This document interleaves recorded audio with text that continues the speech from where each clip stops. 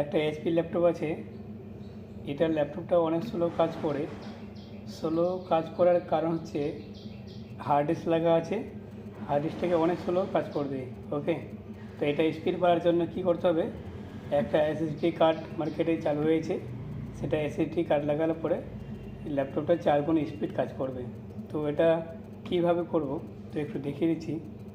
তো এটা আমাদের এখানে নাট খুলতে হবে, নাট খোলার পর এটা হচ্ছে হার্ড ডিস্ক, এই হার্ড ডিস্কটাকে খুলে নিতে হবে।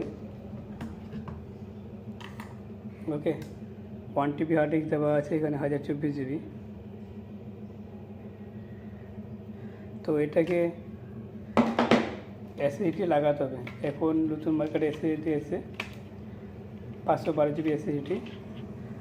ওকে, এটাকে অ্যাসেম্বলিং করতে হবে, এখানে লাগিয়ে এটা ওএস দিতে হবে। ওএস দেওয়ার